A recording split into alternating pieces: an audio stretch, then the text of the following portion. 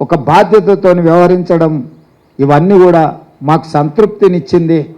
వీటన్నిటిని దృష్టిలో పెట్టుకొని 100 రోజులు సహకరించిన మీడియా మిత్రులకు, అదేవిధంగా తెలంగాణ సమాజానికి మనస్ఫూర్తిగా వారికి కృతజ్ఞతలు, ధన్యవాదాలు. పిసిసి అధ్యక్షుడిగా, అదేవిధంగా తెలంగాణ రాష్ట్ర ముఖ్యమంత్రిగా వాళ్ళందరికీ కృతజ్ఞతలు తెలియజేస్తున్నా. మీడియా మిత్రులకు కూడా ధన్యవాదాలు. కొంత సంవయనం పాటించి మీరందరూ కూడా తెలంగాణ ప్రజలకు కావలసిన విషయాలను ముందుకు తీసుకొస్తున్నారు. మీరు కూడా భవిష్యత్తులో ఇదే విధంగా సహకరించాలి. తెలంగాణ రాష్ట్రాన్ని అభివృద్ధి పదం వైపు తీసుకువెళ్దాం. 10 సంవత్సరాల్లో జరిగిన నష్టాన్ని, వచ్చిన కష్టాన్ని మనం ఎదుర్కొని నిలబడి దేశం ముందు వైబ్రెంట్ తెలంగాణను మనం నిలబెడదాం. ఈ తెలంగాణకు ఒక మెగా మాస్టర్ ప్లాన్ తయారు చేస్తున్నాం, వైబ్రెంట్ తెలంగాణ 2050.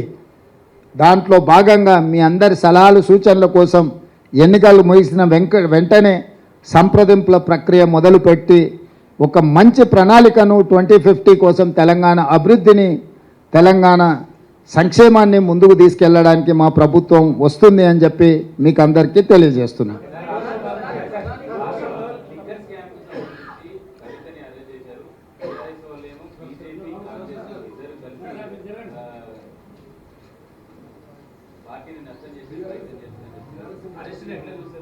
ఇప్పుడు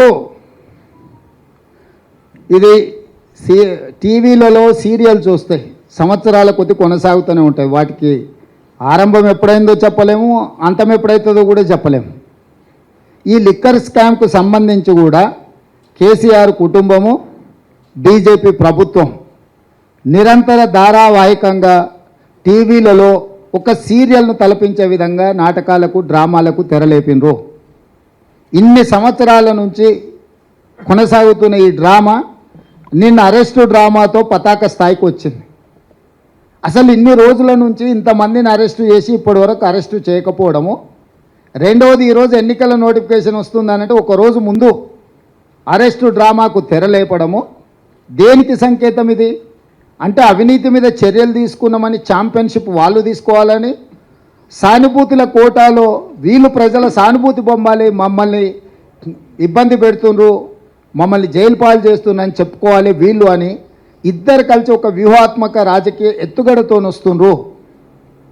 ఈరోజు ఇన్ని నెలలు దాదాపుగా 2022లో మొదలైన ఈ డ్రామా 2024 మార్చ్ ఎన్నికల నోటిఫికేషన్కు ఒక రోజు ముందు అరెస్టుతో పరాకాష్ఠకి తీసుకెళ్ళిండ్రు అని అంటే ఈ డ్రామాను తెలంగాణ ప్రజలు గమనిస్తలేరని వీళ్ళు అనుకుంటున్నారా?